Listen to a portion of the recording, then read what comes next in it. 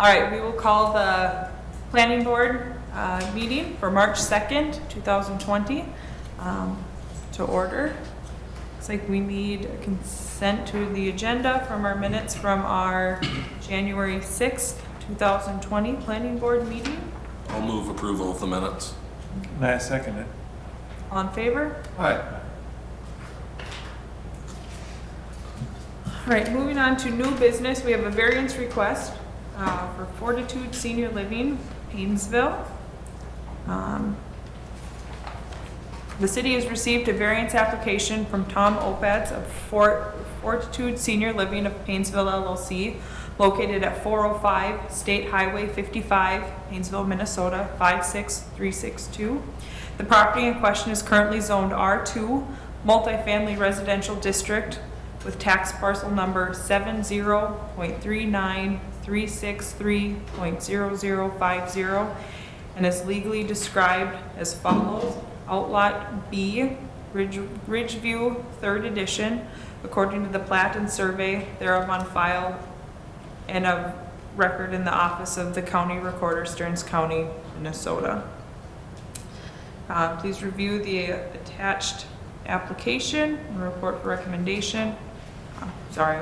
Fortitude Senior Living of Paynesville LLC proposes to construct a 4-story senior housing facility which will exceed the maximum building height allowed in an R2 multifamily residential district as set forth in the zoning ordinance of the city of Paynesville, chapter 36, section 3643E4, and of the city code, which provides that residential structures hereafter erected shall not exceed 2.5 stories or 35 feet in height.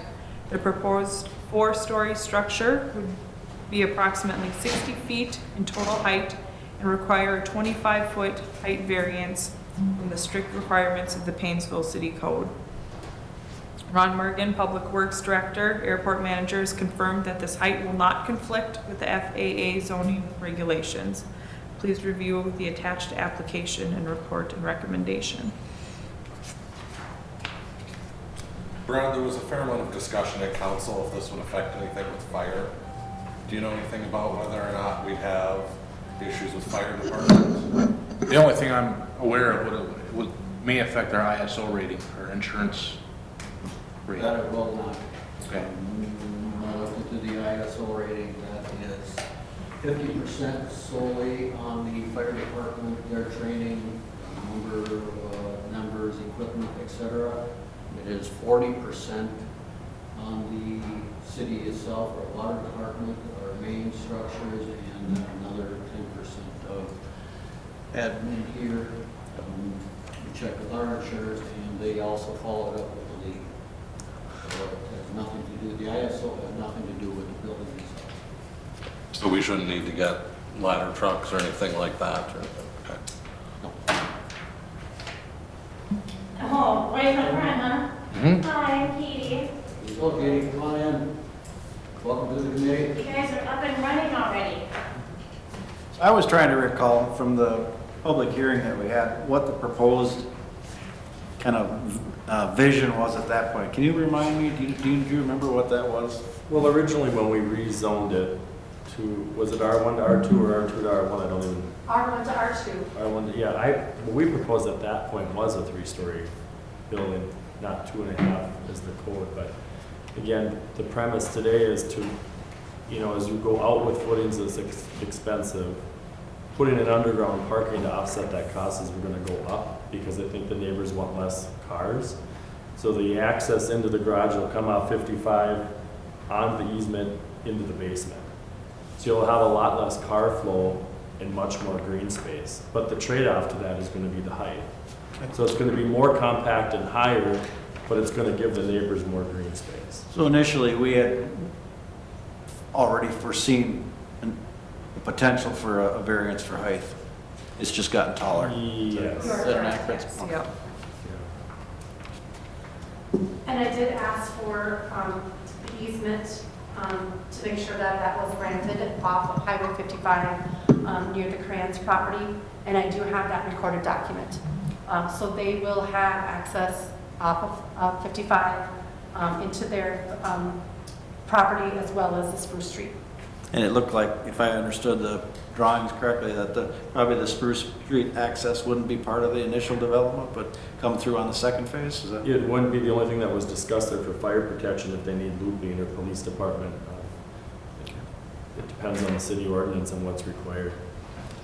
And we want to push the building against the park, it's green space versus up against residential, so the height will be up and against the park versus up against residential.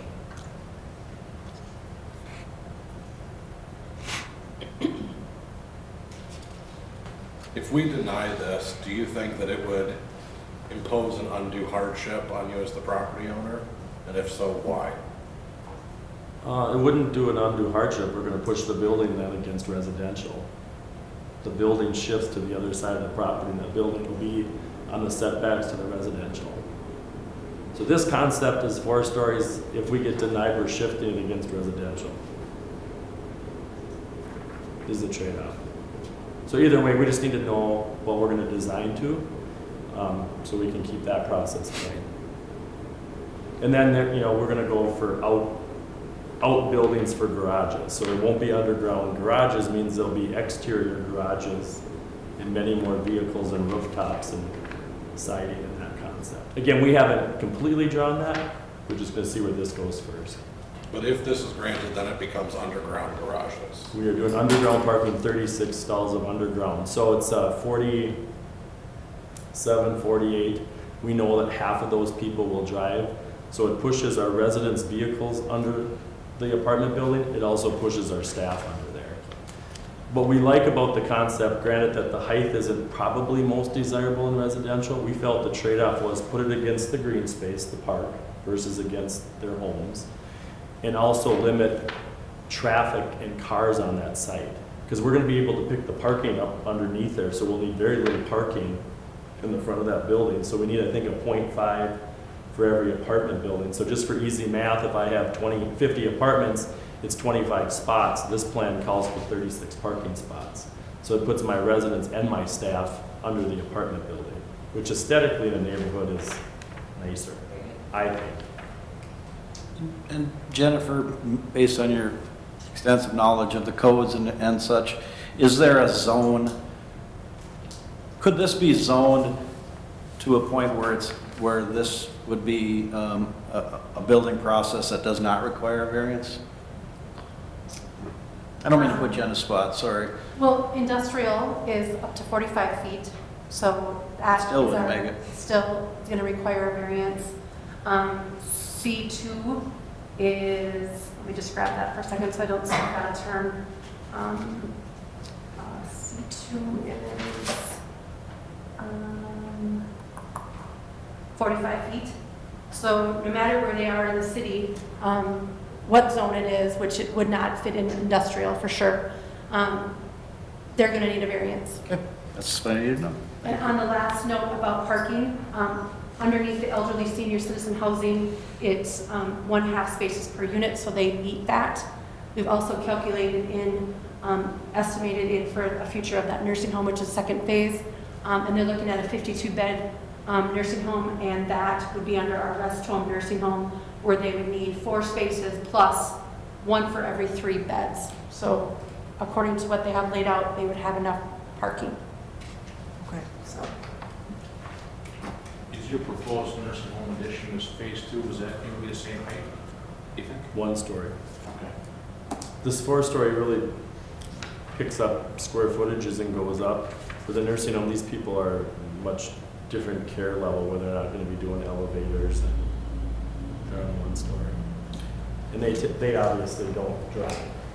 Have you done a 4-story elsewhere already then, or? We've done some in the Twin Cities Metro. If you're from Maple Grove has 5-story buildings. We've done some in Apple Valley. Again, they are against 1 stories. There's restaurants, there are townhomes that might be 1.5 stories. I think if the green space wasn't there, this is just me personally, it probably wouldn't be a good fit because nobody wants that thing next to their house. I mean, I get that you wouldn't want it right to the property line and go up. Mm-hmm.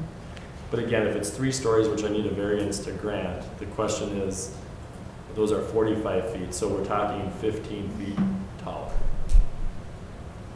that distance, is it a showstopper? I don't know. That's up to you guys, I guess, to answer that. I don't think it's a showstopper, and I don't personally feel that way as a member of the board. I think it's unfortunate that there's going to be the perception that, you know, something was granted and then, you know, behind the scenes there was this workaround and suddenly the plans change. And I guess I'm just encouraging you to expect some of that and be able to address that if it does come up. And I would say too, in terms of if there's a work group that can work with the neighbors, we're open to talking about that. Again, I know that nobody wants it in their backyard. I heard that at the meeting. We still rezoned it. We also don't want to invest that kind of money and not have a place for seniors. Aesthetically, green space and trees, unless tar makes it nicer. Again, I think there's trade-offs with the city, with the neighbors, you know, and ourselves to do that. But again, I would just address the issue to say, you know, the roundabout thing. We've always had 3 stories proposed. Regardless, we'd have to come back for a variance, or it would be up to the 35 feet. But if I recall, I know when we first came here, we said 3 stories. We were hoping 3 to stories do it. have been said since day one during the entire rezone Yeah. process. And I couldn't remember. Yeah, so the residents there, as we all heard, had a kickback on the rezone. Pretty much not in my backyard. So we're expecting some kickback on the 4 stories. If you know the lay of the land a little bit, it is kind of a bowl shape there. So the 4 stories might not be as, I'm going to use the word invasive, as it would be if it was, you know, at highway level. But it is tucked down a little bit. So. And I know the other kickback that the residents said was just the traffic off of Spruce. So with the permanent easement off of Highway 55, hopefully that will also help some of those residents with those concerns. I agree. You said underground parking. Is that truly underground? It will be underground. The parking will be underground. Isn't there a drainage ditch in there? It's on the south side of the property. This would be on the north part towards the access on Yeah, but 55. It's still the same height.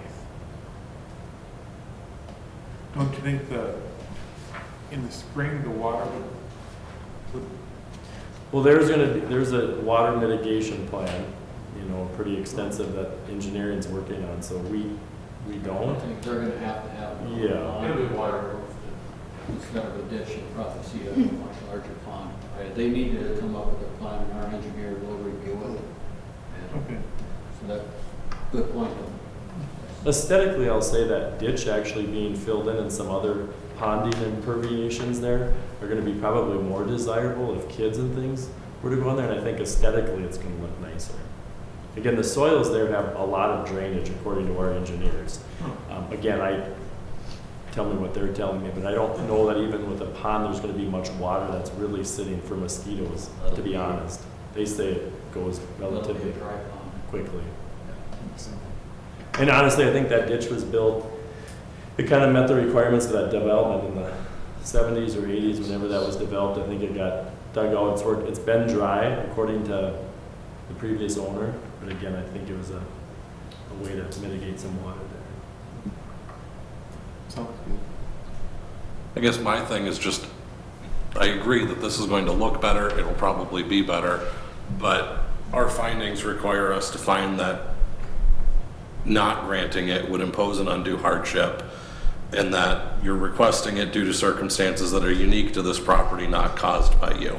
And I think there's an argument to be made that there isn't an undue hardship, and that this could have been foreseen before moving in. So I agree, I just want to make sure that we're able to make the sufficient findings to justify our decision. And I think kind of what I'm hearing, and maybe you could articulate this a little bit better or correct me if I'm wrong, but it's that if we were to strictly enforce it, you could still make the project work financially. It's just that maybe from an aesthetic and functional standpoint, it wouldn't be as nice or of the high caliber that it would be if we were to grant it. I agree. I think if it's not granted and we put a phase 2 on that property, I think you're gonna have your traditional apartment building with detached garages similar to the project to the east of this one. I think it's there'd be a lot of tar. I mean, I think there'd be a lot of tar and a lot of parking, and aesthetically, a totally different concept. But again, in terms of, is it gonna be a hardship? No, you can't do it. No, I just think it changes the design of the building. And I think you could argue either way. I mean, as you spread out a building and make it bigger, it's more footings, more roof lines, more siding. As you shrink up a building and go up, yes, the underground parking is about $50 a square foot, but we're also saving as we go another story because we're not stretching out that footprint. So again, you might say, yes, the underground parking is $600,000 roughly, but the trade-off is we do save some synergy by going up and not doing as big a footing plan, bigger roof line, those kinds of things. Essentially, it's a more green building. It's a more green building. I mean, we're taking off a lot less roof line. I think it's 60 feet by, I don't have the exact measurements, but it is less water mitigation. You have a tighter, taller building. But, so to answer your question, I don't think that I did, that if there would be a hardship or not. I think it makes the site much more appealing. I think it does a lot more for water mitigation, and aesthetically, it'll be nicer. In terms of the 15 feet higher, I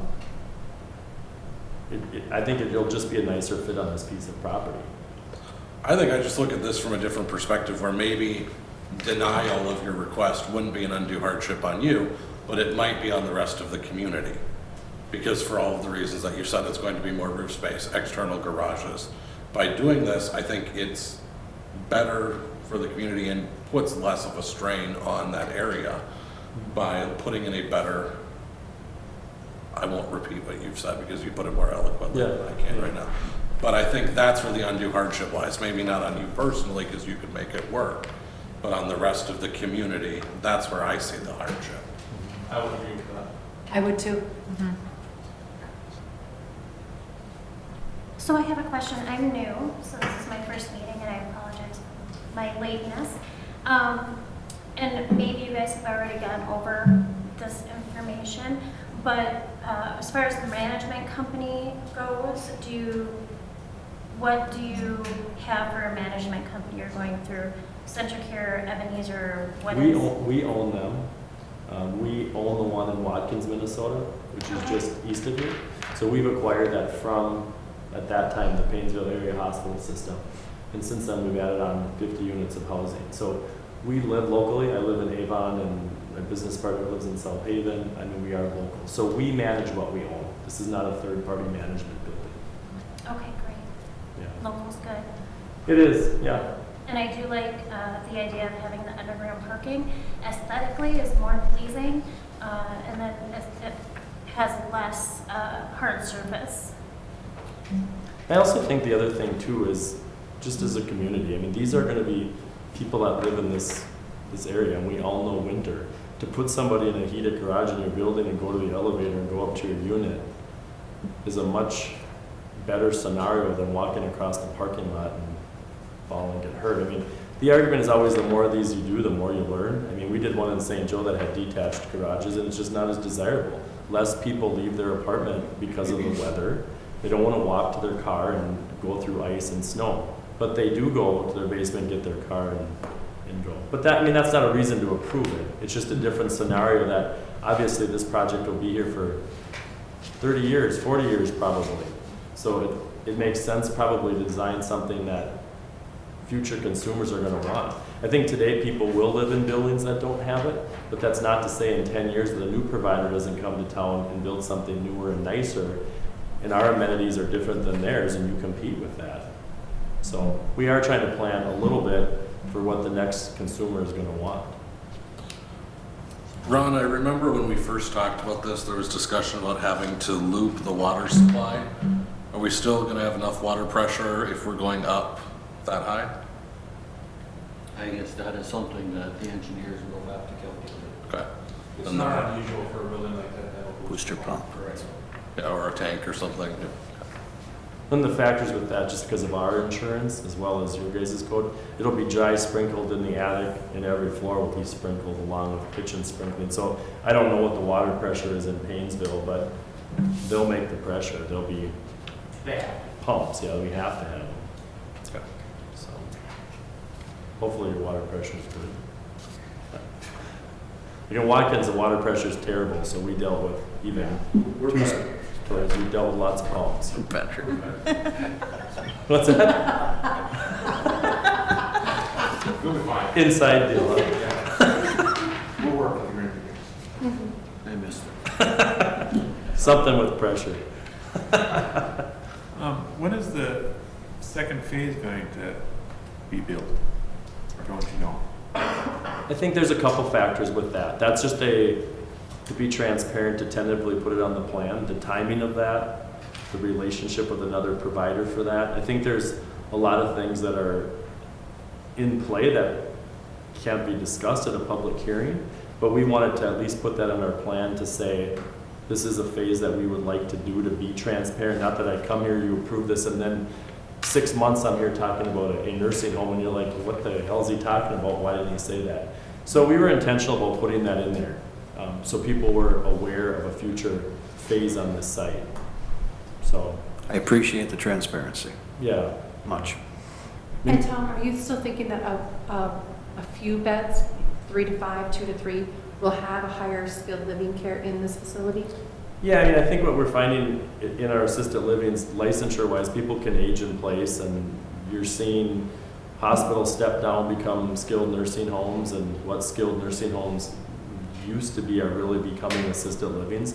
So there will be in cases that we have hospice in these apartments, more extensive care. I mean, the regulation requires that you staff to your need, so depending on the needs of the clients would be determined on how many people would be in there. The other factor of this is I've had discussions with Brandon over at Centricare, you know, on their Washburn Court, that it certainly is showing its age. I mean, that's a nursing home that was converted into housing. We do think there's an option there to collaborate possibly as that building ages, and we're going to open our building up to medical assistance, which is part of our TIF process. I think it gives those seniors an option of a nicer living complex. Again, we're not here competing with them. I think we're here collaborating with them to make a few more options for seniors here, which I think is a win-win. So I think that's important. The last thing that we would do, and again, me and Brandon talk about this all the time, you can't compete with the 500-pound gorilla in town. And they're just signaling they're not doing senior housing, not new senior housing. And that's okay. We can do that. But had they signaled they were going to, we wouldn't be. So there's some of that collaboration. Not to say that those residents would have to move out, but at least there's some discussion with them to give them options if they want bigger apartments, full kitchens. And as you know, when you retrofit something that it wasn't intended for, it may or may not be as desirable of what the new consumer wants. And in this concept, you can age in place. So you can move in and be completely independent, driving your vehicle, just sick of cutting lawn and doing day-to-day house chores. And as you age and you need more services, we can bring the services to you, whether that be bathing or medication or whatever it is you need, so you wouldn't have to leave property to get more care.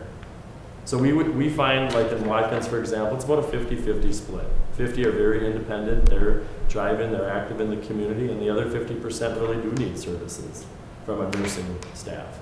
The other thing on the future phase is connectivity, meaning if we stretch this building out a lot and it gets to be too tight to shoehorn in a nursing home, the nursing home would have to be built off-site. And then you do lose synergies of a connected kitchen. You do lose synergies of a loved one in a nursing home and somebody else living in the apartments. I would say that's a big factor for us in Watkins, why people live there, because they do have spouses or sisters in a nursing home and they're living in the apartment. You know, there's an assisted living in Kimball that doesn't have an attached nursing home, and they typically come to us because that's important to them. Or if they need the next phase in their life, it's attached, they're there, they know us, they know the staff. So a base price, if somebody's coming there to just live there without any services, what is that base price? I would have to look. There's so many different variables on square footage, what unit, which type. So on base level, the base thing is I think it includes an afternoon meal. I'd have to get you that if you're interested in it. Okay. I can get, I just don't have it off the top of my Yeah, head. no, don't I have the just, quotes on it. I just got my mom into an assisted living, and it's an Ebenezer-run facility. And they charge $730 for rent, and that's without services. So then if you want to add services, it's, you know, upwards of $4,000. And then there's, meal packages are $192. So if you're looking at just the apartment rent, do you think that it would be affordable in that 730 range, or would it be more upscale? Well, GRH, which is medical assistance, which we talked about on the TIF application, is $998. So the state of Minnesota will pay me $998 for somebody to come in on the county. But with that, they get, somebody's there 24 hours a day, which there will be, and it also includes a meal a day. Right, but what about, because we do have a large population that lives on the lake, and those people aren't going to be on MA, so is it going to be affordable for seniors that are moving to a different location, but not within the MA limits? It's a tough question when you say affordable. I would say what we do is we don't have a developer, we don't have a management company that runs it, we use local talent to build it. So in many cases, we build this for significantly less than others. I will say our Watkins, for example, our average rent there is about $2,300 to $2,500 a month. And that's And that without includes services? rent? No, that includes services. They get a meal a day, they get their room cleaned, they do get some nursing services, whether it be medications or help with bathing. Again, when you build them, when we go through the financial modeling, it has to be pretty inclusive to a Stearns County reimbursement. Whether they're MA or private pay, we know the thresholds of what somebody can afford. They're gonna sell their family farm, or if they're gonna sell a home in town, that, you know, anything over $25,000 a year really becomes unaffordable for any duration of time. Again, depending on which property you're talking about, for Ebenezer, yes, the Twin Cities Metro, they're averaging $5,000 to $6,000 a month. Almost comparable to a skilled care center. Okay, I was just So, looking at the most vulnerable in our community that are moving after they sell, and they want to be close to their kids because their kids have grown up in this community, or they're coming back from college. Is it going to be affordable for them to live separate from their children, right? So Tom, I'm just looking at your TIF application, and I'm seeing in here that dedicated the 20% or more of the units will be available for occupancy by persons at 50% or less of area median income, 40% or more for persons at 60% or less of median income, and that, I guess that was as far as it went. So there is some dedication in there for lower income folks. That's great. But in terms of your question on affordability, the other thing that the project allows for is, even though that's our thresholds for TIF, is they age in place with us and they run out of the means to pay for us, they don't have to leave. They can go on medical assistance. So in some properties, if you're strictly dedicating a percentage to medical assistance, you run out of money, you need to move out. And I will say a lot of our success in Watkins is a lot of people from St. Cloud are in private pay facilities. They take their assets for 3 years and they have no place to go. And then they come and live with us. Medical assistance isn't the worst funding stream as long as it's managed and you build your building to mirror that kind of reimbursement. I think one of the strategies where people fall short is they overbuild to what their reimbursement is. So then you're really strapped with those fixed costs. Where we're going into this pretty open-ended to know that Stearns County, or the state for that matter, we know that 70% of people, seniors, a lot of them are impoverished after 2 years. If you look at reimbursement on the skilled nursing home side, over 75% receive medical assistance. So it's not uncommon to have people that don't have means after initial moving in, or at least 2 or 3 years after living with us. Very common. Thank you. I don't know if that answered your question. I just wanted to Affordability is make a tough sure- question. I just wanted to make sure that our senior community is taken care of and it's affordable for them. I will say that we're very competitive. As you know, there's a new project going up in Spicer that's projected to start this spring as well. We're considerably less than what they're projecting it to be. So, but what you'll see sometimes is people that have more means, they wouldn't live in a building like this because they would go, it's like going to the Hyatt and the Super 8. People like to be where people like them are living. So on the high end, I don't anticipate those people living in this project. So. Is there any way source food locally from local farmers? Source what? Food locally from local farmers as opposed to going through like Cisco? We can't because of the Department of Health, unless they're gonna ensure the safety and the testing of the food. So that's out of my hands, that's the Department of Health. Would I? Absolutely. If you can arrange for the testing to meet the Department of Health standards, I'd do it in a minute. But as of right now, the Department of Health doesn't allow it. So if they're USDA inspected, we can. If they're not, we can't. That's even the sweet corn that they sell on the side road that you can't have in there. So that's a whole nother governmental thing, so. Very good. Thank you. Yeah.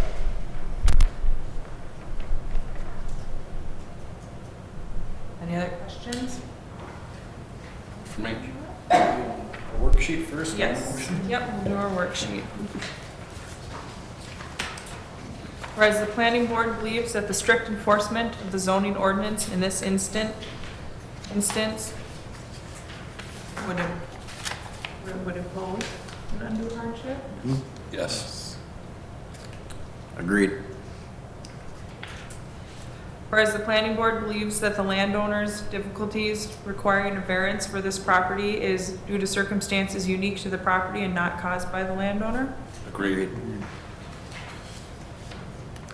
Whereas the planning board finds that the variance, if granted, will not alter the essential character of the locality. Agreed. Whereas the planning board finds that the variance, if granted, will be in harmony with the general purpose and intent of the zoning ordinance and the comprehensive plan. Agreed. Therefore, the planning board recommends that the request for variance be granted. Agreed. I would move to approve the report and recommendation of Planning Commission on application for variance. And I would second it. All in favor? Aye. Aye. Opposed? I'll abstain.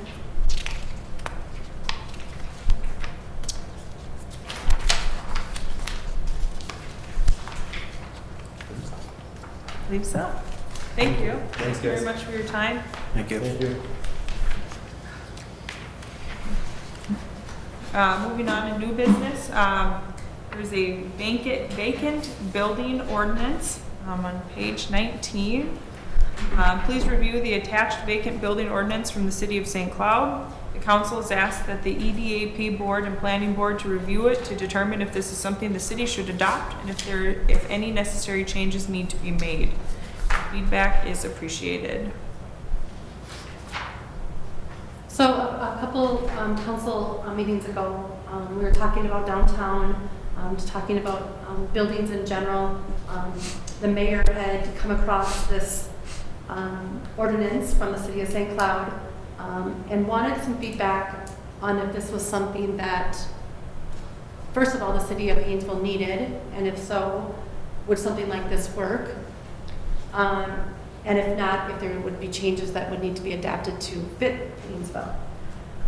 If you've had a chance to review it, Brad and I talked briefly on it. We're not a St. Cloud, we're much smaller. Even though we feel that maybe we have some buildings in our downtown district that are vacant, they're really truly not. The taxes are still being paid. They're not in foreclosure. They're not in the building world condemnable. And some of them actually, even though the storefront is vacant, may still have people living up above. So the other things we kind of talked about, was who would enforce this type of ordinance, because, we don't have a health director. We don't have any of those vacant buildings in subdivision 8 on page 21. And then, what do we do about those people that are living up on top? They're talking about paying another fee or a registration fee, assessing, and then issuing permits. Do we have the staff to enforce this, monitor it?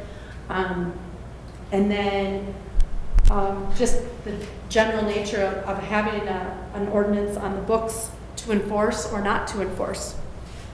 We've always been told by legal that don't put an ordinance in place unless you can enforce it. So I'm not for or against the ordinance. I think the council's looking for some feedback, and I'd maybe defer to Sean a little bit to see, based on the council, and I know he's on the EDAP board too. I wasn't really able to reach out to a lot of other communities. The couple communities that I reached out to don't have a vacant building ordinance. They do go through some of the foreclosure type things or the blighted property avenues like we do here through the building permit process and blighted properties and possibly even condemnation or condemning them, excuse me.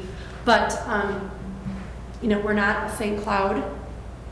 So I'll quit talking and maybe get your feedback, and no decisions have to be made. I think the council is looking to see if this is something that the city needs to pursue or just put it on the shelf for now. I won't say that I can speak for the council because we haven't met and discussed this, but I know it came up at the last EDAP meeting with, I think it was Sauk Rapids had a similar ordinance that we discussed. And sort of the general vibe there was that this is maybe something Painesville could benefit from. I think the council would feel the same way, but that being said, if we don't have any buildings that meet the definition in here, I don't know how we could define something otherwise that would address the concerns that we have here in town. So what is that concern to help me get my head around this? Visual. If I may take a few moments, and I'll say this ahead of time, that the comments that I'm going to make could almost be tape recorded and played 15 minutes from now when we talk about the rental, is the threshold for taking someone's rights away from their use and their control over their private property needs to have an incredibly high threshold. And I just fundamentally, that threshold has to be high. It can't just be out of convenience. It can't just be out of aesthetics. If you're going to take a free American's right away from being able to do what they want to do with their building, that needs to be a very high threshold. And I personally feel that this, living in Painesville for 51 years, I don't see the need to go to that threshold at all. A couple of small points here. The vacant process. I've lived across the street from a vacant house for a decade and with zero issues. So I would hope that the council would consider addressing public safety. If I walk under the drugstore and a piece of the facade falls off and takes my head off, that's a public safety issue. And I think I assume there's some process already in place to deal with that. So I would just encourage everybody on the board to keep in mind that concept, that the threshold for taking people's rights away from using their private property as they see fit. I hope we can keep that incredibly high, which is where I personally believe it needs to be. Thank you. And on a similar note, though, as I was reading through this, what I didn't see, and I didn't read it line by line, is how does this apply to anything that might currently be existing? And would those properties be grandfathered in so that they wouldn't be subject to this, or does it only apply to buildings that go vacant?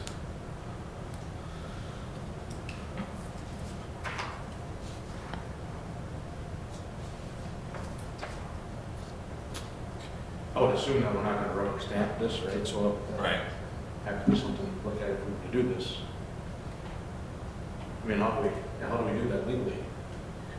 Looking at this ordinance on page 21, under the vacant building, it says a building or a portion of building that meets one or more of the following conditions. Maybe we have, I don't know of any of them that are foreclosed upon, so A would be out. Unoccupied or has delinquent fees or taxes. I don't know if we have any of those.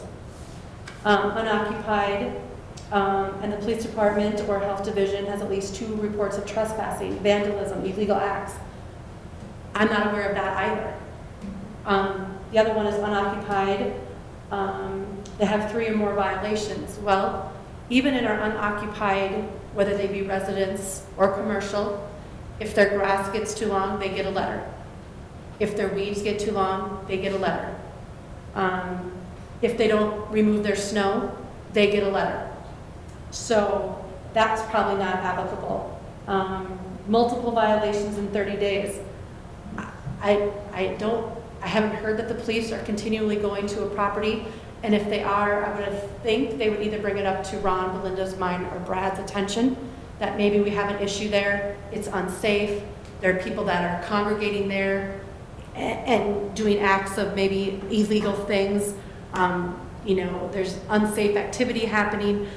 I have not heard of them, so just looking at subdivision 8 under vacant building, I don't know if any of our quote-unquote vacant buildings, you know, would apply currently today. Would you agree to that, Brad? I would agree strongly with that. And Ron, I don't know, you know, has the police department brought anything up to you that they were going to a certain place or house that maybe needs to be addressed? I know that the building department is working on one residential property that's vacant, but we've met with those property owners and they see that it's, you know, of a blight condition, and they're taking it under their control to get that taken care of. So I'm thinking that if you're wanting people to put the business back in their business, vacant building ordinance, I mean, how do you enforce that? How do you push that upon them? And a thought that's been running through my head is if it's a building that's in a commercial district and should be retail but isn't open so many hours a month or something like that, maybe that counts as a vacant building. But I don't think we want to pay somebody overtime every weekend to be going around checking store hours. Right. So This feels an awful lot like a government solution in search of a problem. And you know, maybe when Painesville has 10,000 people, you know, 30 years from now, maybe then it might meet a threshold of the need, but to me, it personally certainly doesn't feel like the problem justifies the solution. And we do have, I mean, we have a few buildings that are not, there's not active, you know, traffic in and out of the building, whether it be for retail or general. We have a few that have turned into storage, but as what we can recall, they're not vacant. They're still being used for something, for some type of reason. They're still paying their taxes. They're still paying their taxes. Majority of them aren't being used. Yeah, and I believe that, you know, if there was something physically wrong with the structure or it became a hazardous, that the building department would step in. I would like to go on record as thanking the council for seeking our opinion. I do appreciate that. Yeah, the opportunity to at least voice my opinion.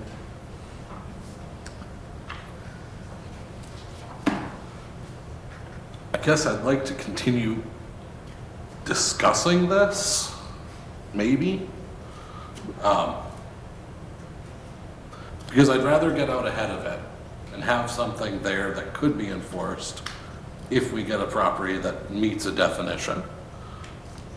But I don't think it's necessarily a bad thing that we don't have anything right now. But by having an ordinance there, it could prevent something from becoming a problem later on. I don't know that this is the ordinance we want to emulate, but I'm okay with the idea. I'm not okay with this ordinance. Something to keep in mind as we look at this in the future is, you know, Jennifer brought up subdivision 88 through F. Those are all things we already have ordinances for. You know, so it's like we're writing another ordinance just to bring them together. You know, and we do have a nuisance ordinance, you know, so if there is an accumulation of somebody's goods or wares that another person thinks is of no use, we have a nuisance ordinance, so the police department can enforce the nuisance ordinance. We have the snow removal ordinance, we have the grass cutting ordinance, and we also have, a hazardous building through the building code. If something, if there's a building that becomes unlivable, unoccupiable, we can step in and do some of those matters. But like I said, not for or against it. We're just trying to get a little feedback back to council. So, I'm from St. Cloud, and so I was in and out some of these different ordinances that I previously passed in St. Cloud, and I would really appreciate having items like this in place so that when we do grow, we have something to point to and say, hey, this doesn't work. Some of the things that we came up with when this ended up going through is we had multiple businesses that were being used for storage. They were not in use, and so there was various plumbing issues, roof issues. We did not have the ability to go inside and inspect to see what was wrong with it. I mean, there were buildings that you could see from the top that were connected, and there was holes in the ceiling or in the roof that were dripping down in the ceiling, and we had no recourse to deal with that. Anytime you have a building that's in a business district that's not being used for a small business or a family-owned business or a mom and pop shop, that is income that the city's losing out on.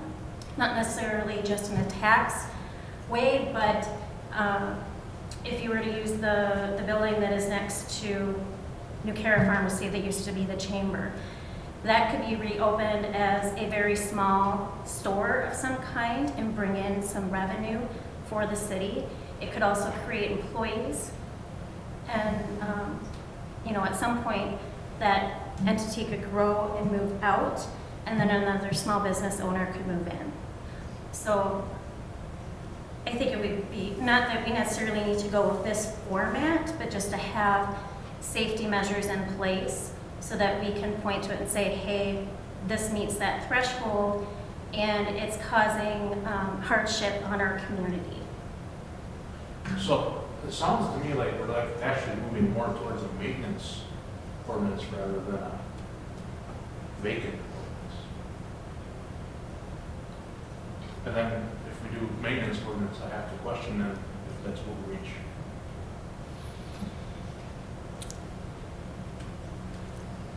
I guess my question would be, when does it become overreach if it's affecting everybody else in the community? I would say it would be called private property.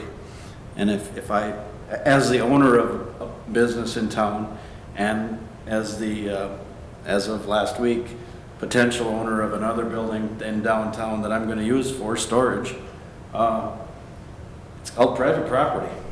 I'm sorry, but that would be my opinion, my very personal opinion, is that we have private property and we have private rights, and the threshold for the government to tell us what to do with our own private property is pretty high for me.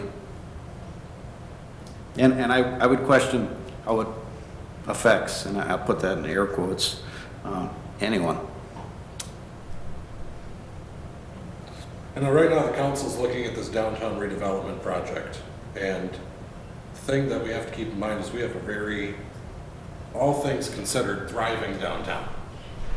It's not retail anymore, it is service, but it doesn't necessarily feel thriving, especially if you just drive through, because of a few blighted properties that are used for either storage or things that have sat empty for so long. The corner drug building, because of its water leak, is worth more to take down than it could ever possibly sell for again. If this prevents further blight, then I'm for it.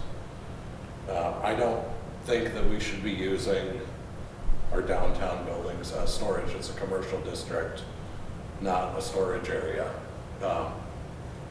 So this used to be a very thriving part of town, and it can be brought back to that. I get the overreach argument, but I appreciate when we buy properties, we know that there are ordinances that affect how we can use it. And I think this needs to be something that we consider.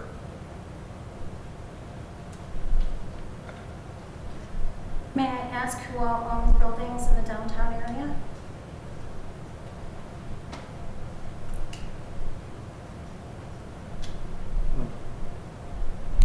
Would this be better served in the C1 ordinance as far as use in C1? Yeah. No storage potentially? There again, how do you impose that on an existing building? Well, then maybe we can't. Right. I don't know. Yeah. But, no, I just know we have the old grocery store building that's been effectively a storage shed for 5 years. Oh, for sure. And, you know, they're not clearing snow, they're not paying the snow bills when we go out there and do it. Or maybe they have started to now, but I know it was an issue as recently as a few weeks ago. It's just a big storage shed. And that's a very utilizable building too. yeah. We worry about where ANVI could expand, they could expand right there.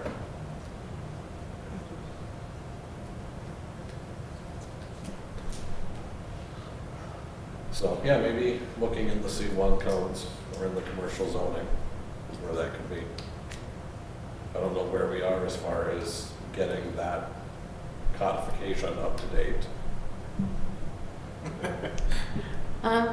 Well, Should we add it to Wednesday's policy?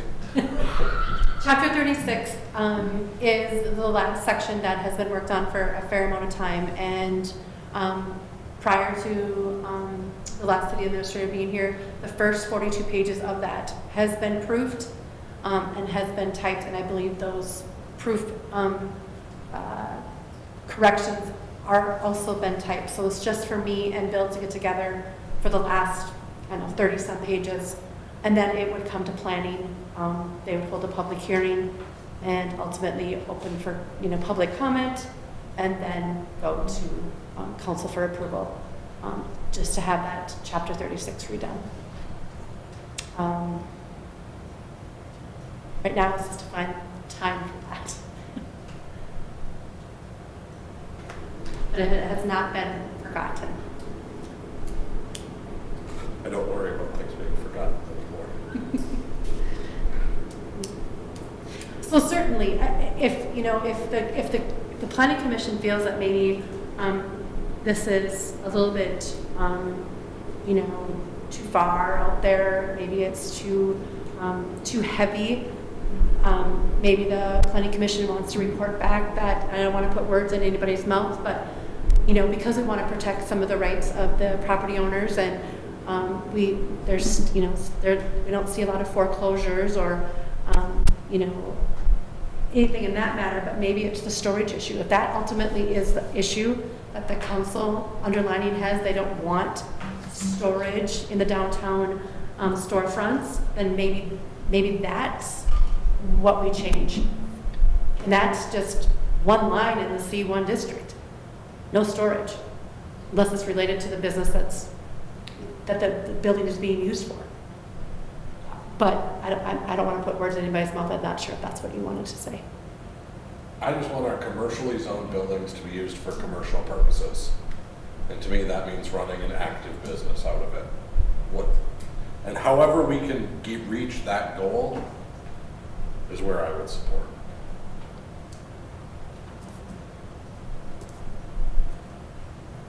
Sounds like maybe we need to have a conversation with somebody that knows more than us, as far as zoning regulations. Somebody's got to have done this already. Call Matt in St. Cloud. Maybe we need to call him and see if it's working for him. I know we've just been looking at St. Paul has a similar statute. They have a city government page that says that their vacant buildings are continuing to decline. But I don't know.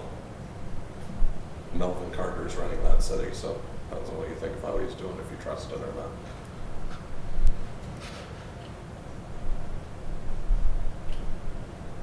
But then there's also new codes that have to be met, Right. you know, for instance, handicap is accessible, Mm-hmm. like Annette's, that there's steps to get in there. Yep.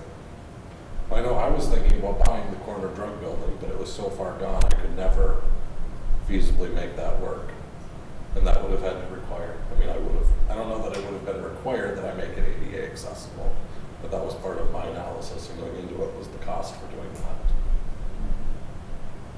I would input that if the city of Painesville wants to have true control over other people's private property, they should probably purchase it.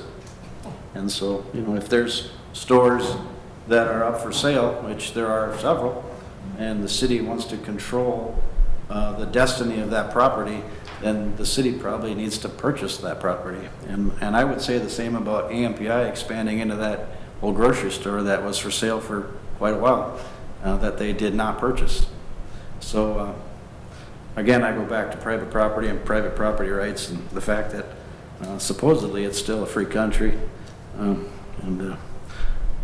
I worry about the direction of multiple things, private property rights being one of them. So if you're looking at section 310.05, findings of the city council, it really comes down to, whose responsibility is it? Is it the responsibility of property ownership to prevent property from becoming a burden to the neighborhood and community and threat to public health, safety, or welfare? So if you're looking at peeling paint, that's lead. That could be lead-based and picked up by a kid that's walking down the street or get into the water system. There's a lot of things that you would think are common sense, which is not a good legal term, but there's a lot of things that are common sense to some people as far as aesthetics go, and then it was really hard revitalizing the downtown St. Cloud area because we did come across a lot of owners that did not take care of their properties, and they burned down. If you're looking at the press, sometimes they burn down. And so that's something that we need to be aware of too, is the surrounding businesses and the surrounding properties. Is there rodents that are involved? Is somebody going to arson their own building because they get more insurance money out of it? Those are all things that we kind of need to take into consideration too.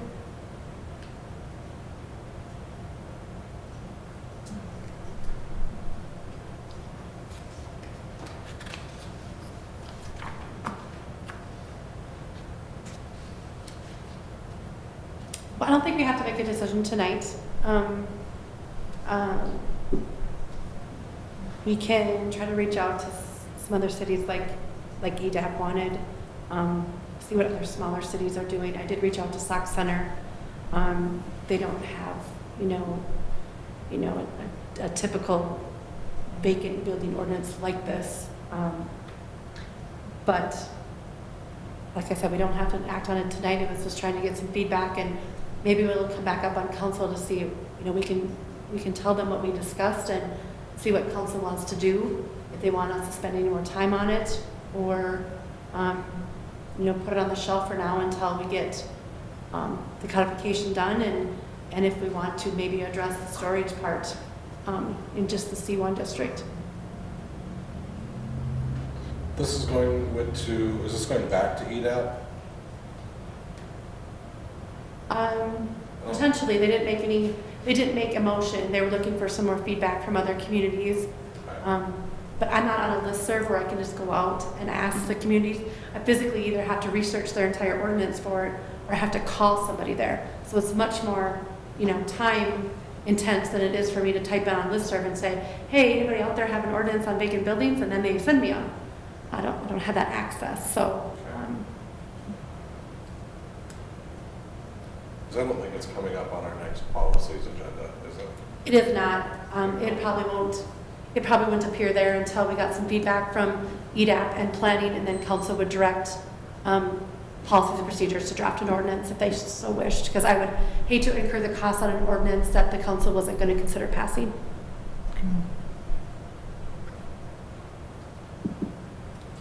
Can I ask, like, the people that haven't spoke, what your thoughts are? I think there is a place for something similar. I don't think the St. Cloud vacancy policy is it, though. I don't think we have that in our community. Especially if we don't have properties that taxes are not being paid on. Going over the list of qualifications that would qualify for a vacant property. Is there something potentially that we could possibly do with this? I would say there is, but I don't believe the St. Cloud vacant policy is it.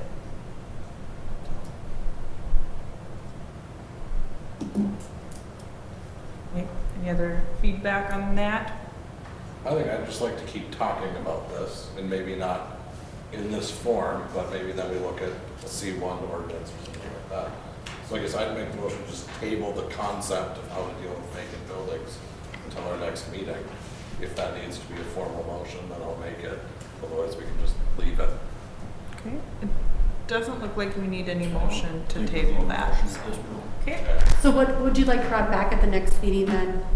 Just an open-ended again and continue discussion? Yeah, that's what I would. I would ask that the people that really do not like this format to find another city that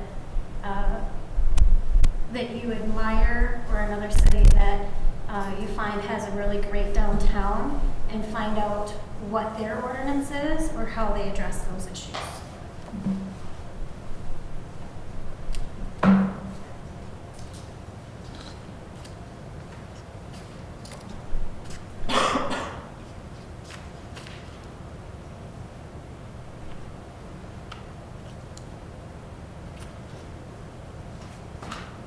All right. Our next item is in regards to a rental ordinance. Brad Melhott, building official, will give a verbal report. Please review the attached rental ordinance from the city of Hutchinson. A rental ordinance has been a subject of discussion for many years. Staff is seeking the planning board's input as to if this is something the city should adopt, and if necessary changes need to be made. Your feedback is appreciated. So we know where Bill stands. Pretty much. And of course, in my day-to-day job, I'm occasionally in rental homes. I know this covers most of the Hutchinson's rental ordinance, mostly covers apartment buildings, or is geared towards apartment buildings, but I like how it's worded. And I've seen a lot of homes that are being rented in this town that are not exactly safe, and I see kids living in them. I guess my job is to make people, or help them be safe. And I see this as a way that we can hold the property owners, the landlords accountable. And there are a lot of landowners in this town that have rentals in this town that are not taking care of the property, or not taking care of the renters. So I guess this is my attempt at a solution.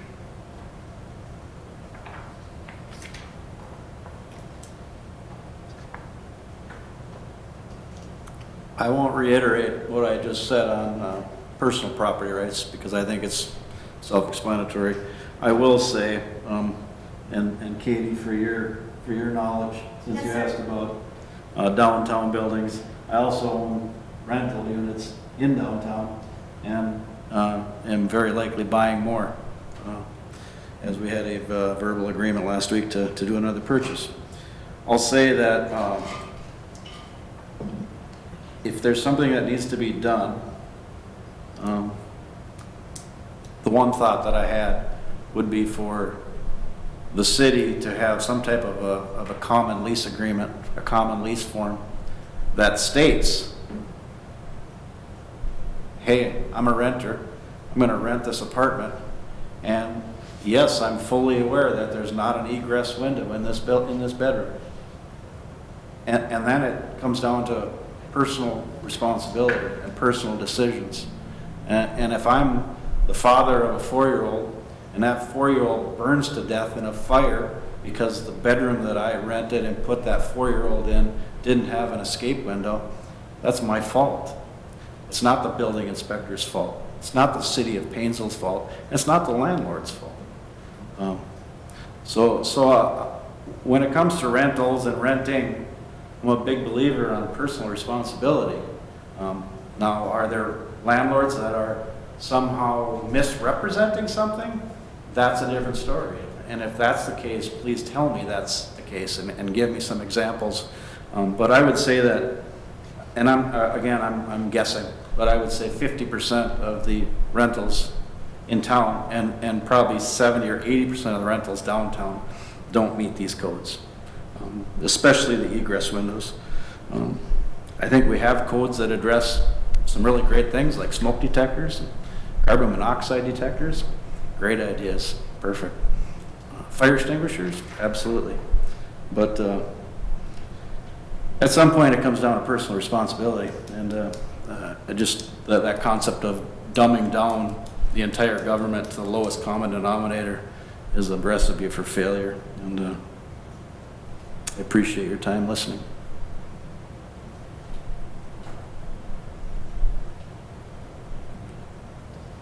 I guess I approach this as if we don't serve the lowest common denominator, then we have no job. I would disagree. For this government. And I think that we, as a body, need to look out for those who maybe can't look out for themselves.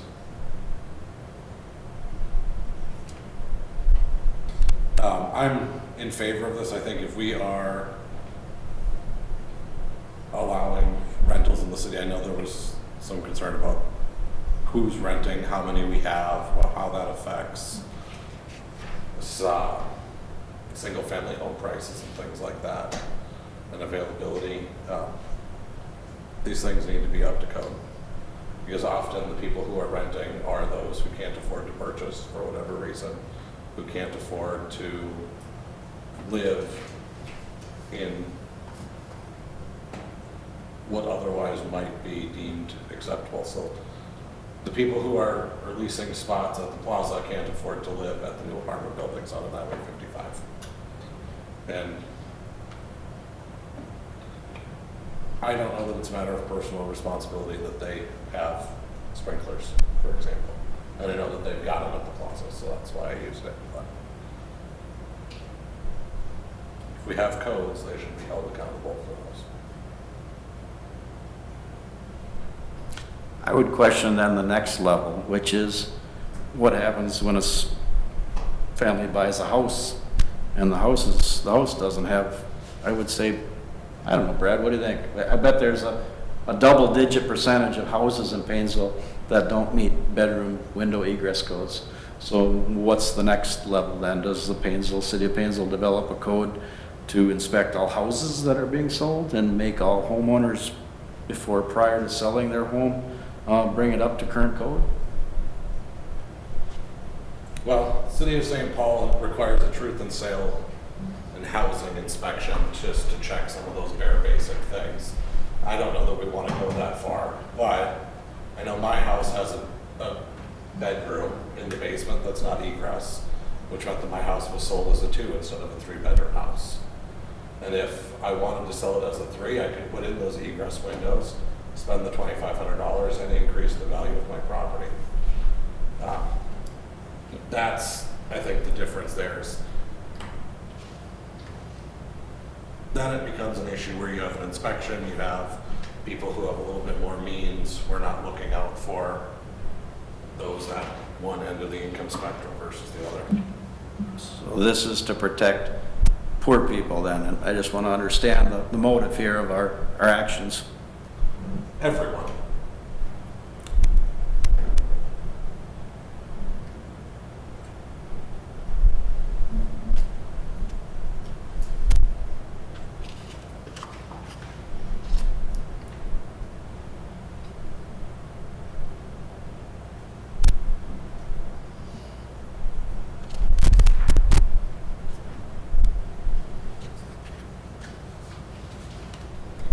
Well, this ordinance is not brought forward without, which we thought was going to be, both sides of the table, because an ordinance similar to this was brought up a number of years ago, before Brad was in his position, probably even by a different city administration, and there was kickback by landlords. There's no doubt there, and if and when one does pass, or this one, there is going to be kickback. Like I said, I'm not against or for this either, except that we do have a fair amount of people that have called us, have come to us, or have emailed us, throughout the years that we've been here, that said, I've asked for a railing on my steps maybe, or a railing on my deck, and I have a small child, and I know it's building code, but my landlord won't put one on. Or, whatever the situation may be. That's just one example. And so I don't know if this is the perfect rental ordinance to put in place, or if even the city wants one. But this is something that comes up every few years, and something that we should consider either tabling again, putting it back on the shelf, or moving forward on.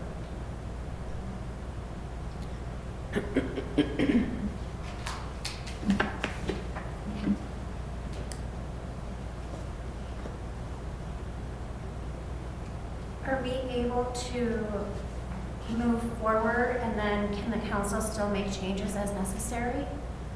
Absolutely, and this is just one sample of one ordinance that Brad brought forward. I mean, he might have looked at 20 of them, but thought maybe the language was the best in this one. So instead of bringing 20 ordinances in front of you to mull over, he picked one that he thought maybe was comparable to maybe what could be enforceable.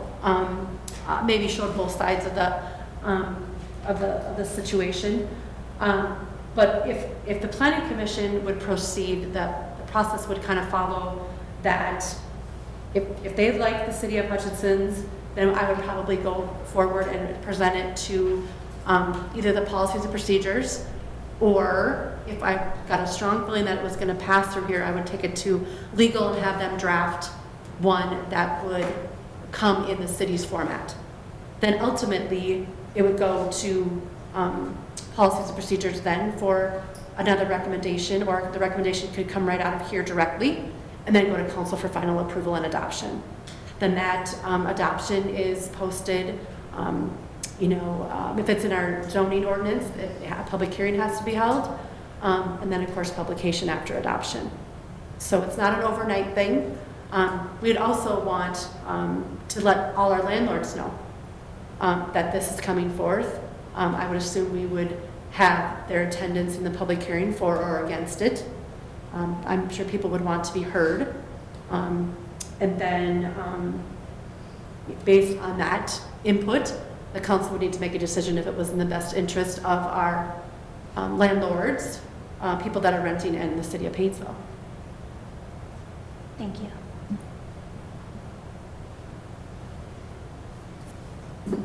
I would consider making the motion of recommending this to the council and sending it to policies, but the other members of policies would murder me if I sent something else over that committee.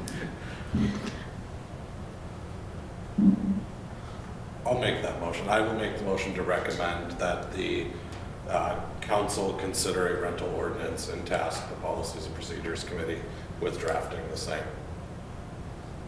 So you'd like it to go to the policy and procedures first and then to council?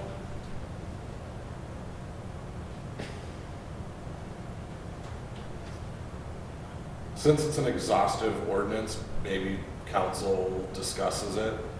And then send it to policies and procedures? I think so, yeah. Because if council kiboshes it, then we won't waste the policy procedures time. Okay, Yeah, we won't waste that time. We won't have the expense of bill drafting an ordinance. sure. So you want to go to council as is, not drafted? It's just an idea of a template. Okay. Yeah. For discussion only. Right, Okay. So we wouldn't have bill drafted at this time? right. Okay.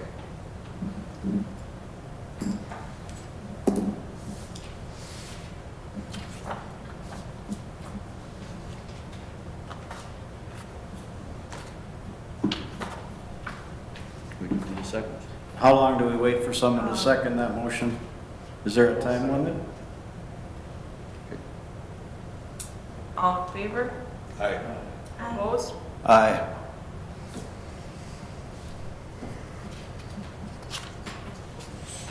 Here.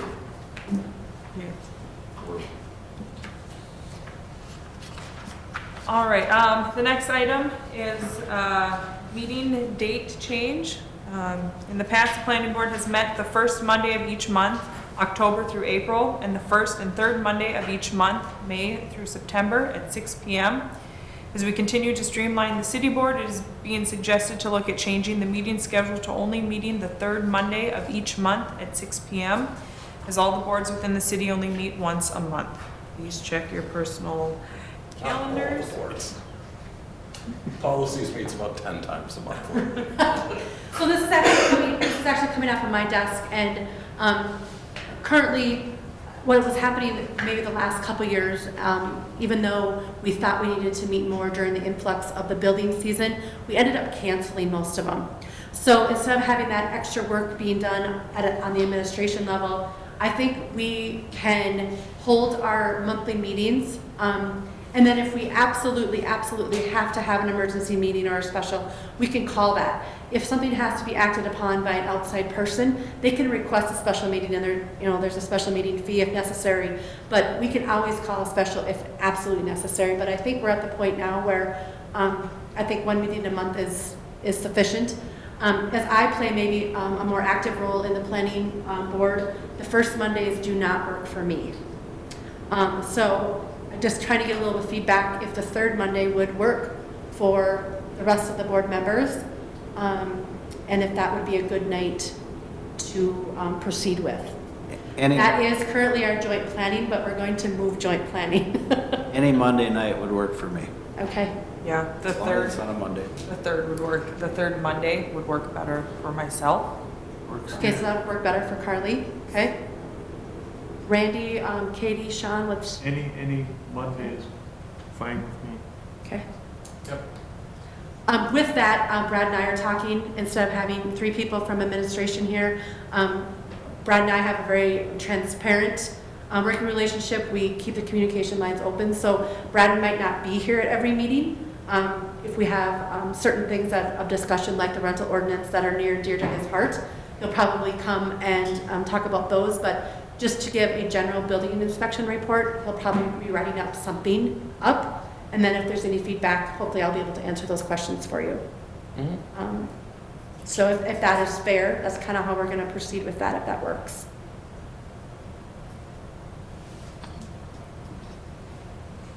I move to set the planning board meetings for the third Monday of each month at 6 p.m. I second. annually. All in favor? Aye. Opposed? All right, I don't believe we had any old business to review. We'll move to our informational. Looks like there is a land use and training education So class. some of you may have attended this, either maybe the first year that you were on the planning commission as a member, but there is education and training out there for those of you that serve in your capacity. If you are looking at going, this could be either in person or a webinar, and you would just need to let us know as staff, and Belinda can get you signed up. The city does pay for that, so that's part of us appreciating your time and energy and insight in the position that you hold. So if you are interested, just let myself or Belinda know so we could get you signed up, and let us know if you want to go in person or have it as more of a webinar based. Is there a cost difference between the two? For the Um, city? I believe, let me just look here. There is one in Golden Valley. The virtual workshop cost is $50, and the actual attendance is $65. And that is a 5 to 8 class in the evening, March 26th. There's one April 16th in Golden Valley. And that, again, is from 4 to 7, and that is a cost of $65, or the virtual workshop is $50. So a little bit, but if you think you're going to get more out of it by attending and making those networks and such, we do pay for mileage also, so don't be afraid to sign up if your calendar allows it.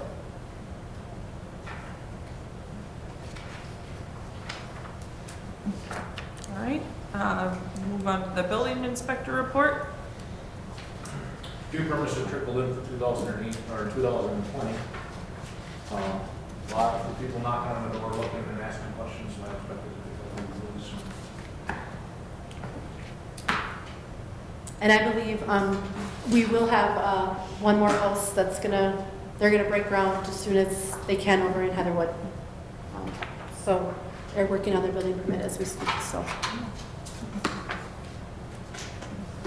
All right, Jennifer, with us changing, sorry to cut you off, man. go ahead, that's okay. With us changing our meeting dates, are we gonna run into any deadline issues on pending applications? So I kind of looked at that because I was like, oh, I haven't had anybody come in for any various conditional uses, rezones, anything like that would need to be addressed by planning commission to meet that 60-day rule. So now we would meet April 20th. And if something came in now or they wanted to, they would just be addressed to they'd be on the 20th. And that still works fairly nice because it's the third Monday. So like tonight, your actions are going to go right away on to the March 9th City Council. So the actions that would happen on April 20th are going to go right on to the April 27th Council. So it kind of keeps that process going. There we go. All right, next meeting will be Monday, April 20th, 2020 at 6 p.m. Adjourn the meeting.